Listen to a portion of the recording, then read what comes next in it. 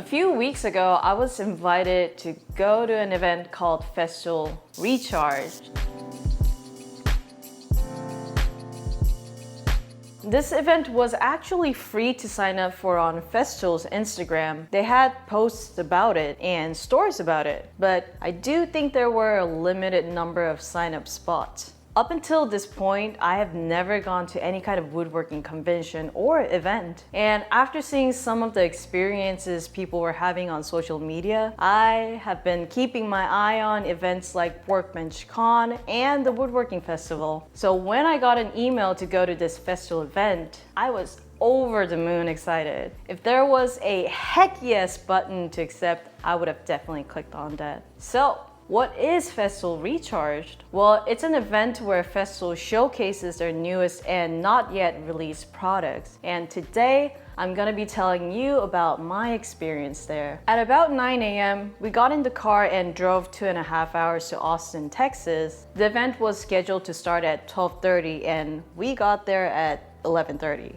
At first, we were just sitting in the parking lot thinking that we were gonna wait until they open. But after about 5 more minutes of sitting, we needed to use a restroom and we were getting kind of hungry. Because we weren't sure if there was gonna be any food, we decided to head over to a nearby coffee shop called Cafe Creme.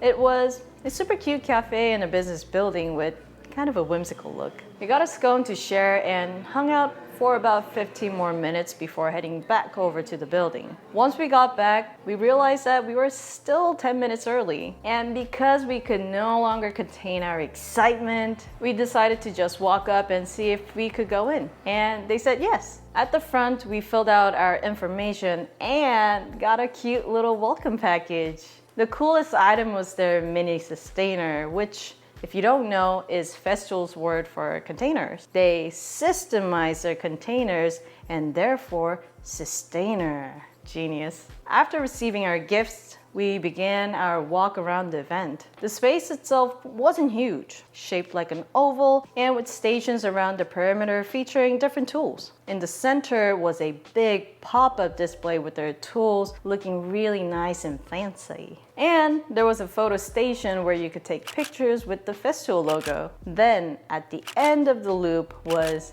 food. Now, I am not a Festool expert by any means, so instead of going over all the details of every item, I will just be going over the features that I personally noticed and remember. So if you're a gearhead, I think you might enjoy this next part. The first station was the track saw station. Probably the coolest thing I noticed here was that it featured a depth adjustable scoring blade. So why I think this feature is cool is because no matter what tool you're using, whether it's a table saw, a bandsaw, or a track saw, one of the worst things to deal with is a blowout. And what that is when the fibers of the wood tears instead of being a clean cut. This happens when the blade pushes down on material that aren't supported by another layer after it. Typically, you'll see this on plywood material because they're literally thin layers of wood. With the scoring blade, the tearing can be prevented, which is kind of mind-blowing because this means it will guarantee you a clean cut. And as an additional bonus, if you just felt like scoring material,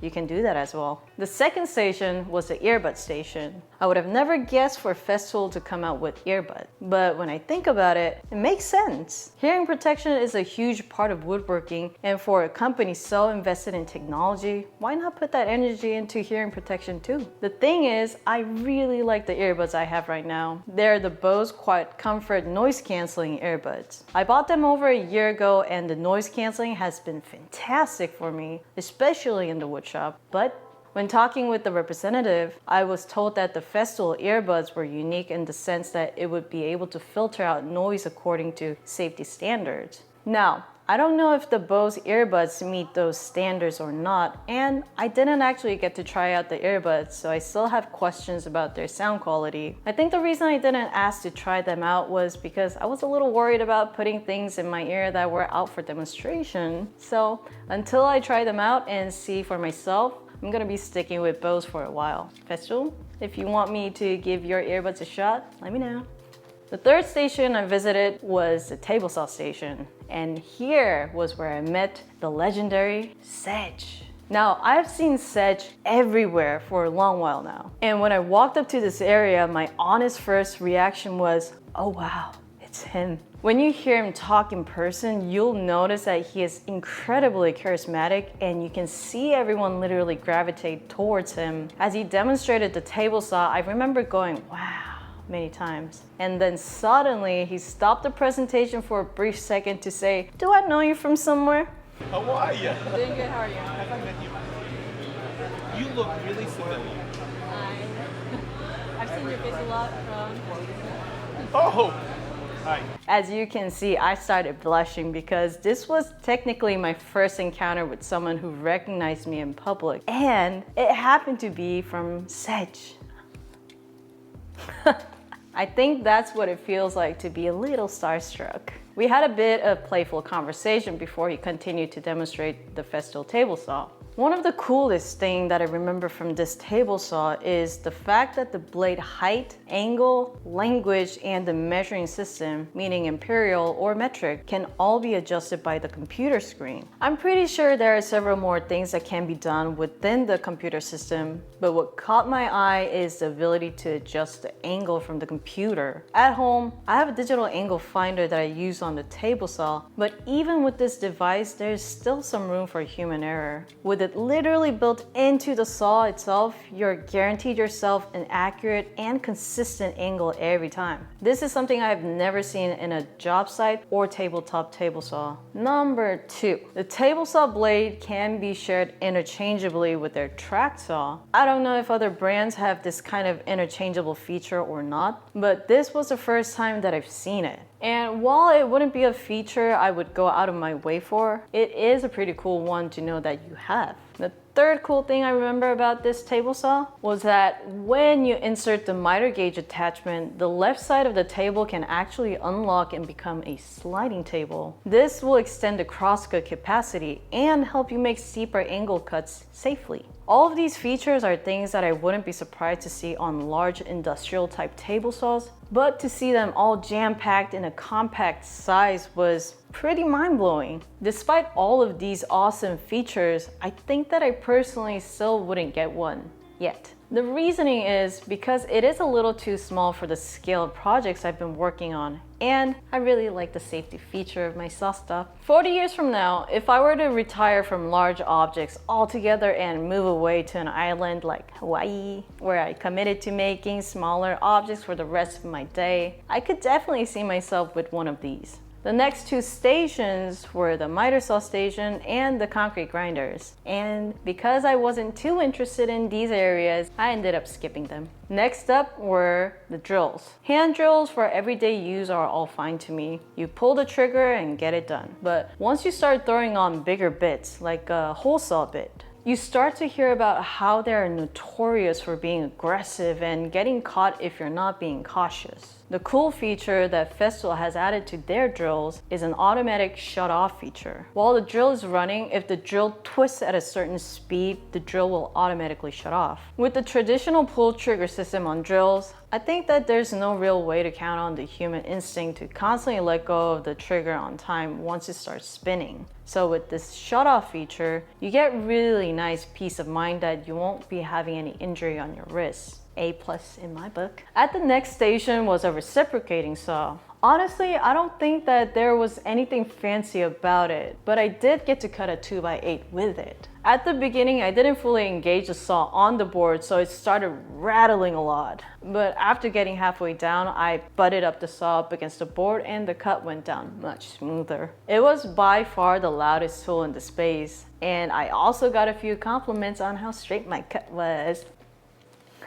Cool. The one thing I also remember from using it was that it was very heavy. The purpose of its weight, I learned, was so that the gravity and its own weight would help with doing the work, lowering the amount of force the user would need to personally apply. Not something I'm in the market for, but it was still fun to play with. Now those are all, of course, the tools. But the one other thing that blew my mind was that some people actually recognized me. My time on social media hasn't been very long. I think it was late January that my accounts really started to grow, and even now, most of my time has been in my garage and making things. A few times people have let me know that they'd seen me at a coffee shop or Costco, but no one has actually come up to me to say hi yet. Sedge being the first one to say something, as you know, shocked me enough to make me blush. But after that, a few more people from the event also said hi. So shout out to Lucy, Maria, and Hilarion for saying hello. In addition to people that already knew me, I also got the chance to meet a handful of really cool people and had lots of friendly chats with those who were watching the exhibits along with me. I was overall really blown away by the event, and it makes me super excited to think about attending another event or conference in the future. And after a day of having talked way more than normal, I ended up losing my voice towards the end.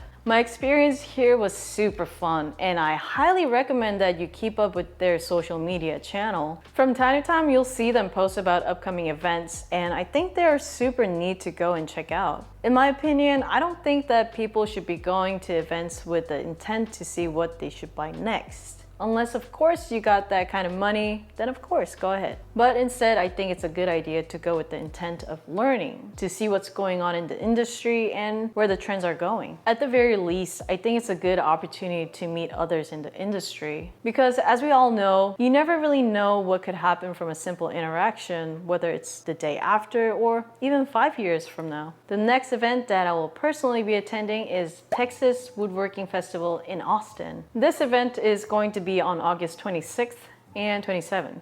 And if you get a chance to go, make sure to say hi. And before I end this episode, I just wanted to ask one more question. What is your favorite event or convention? I first started planning to go to conventions after my partner and I started dating. But of course, COVID had to happen right after, so all the conventions we planned to go to end up closing. The only one that I've been to since has been a tattoo convention in Chicago, and I'm eager to check out more. So let me know in the comments below, and also any feedback you might have for me about this particular episode. And that is it.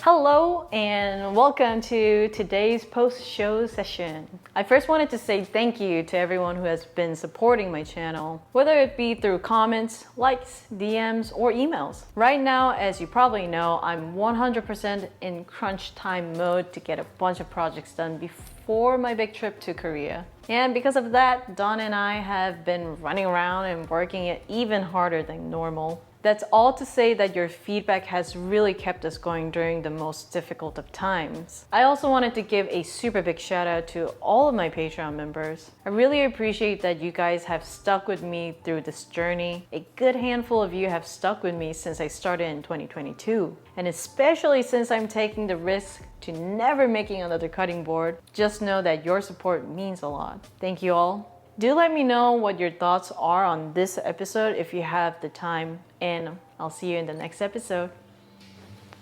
Bye!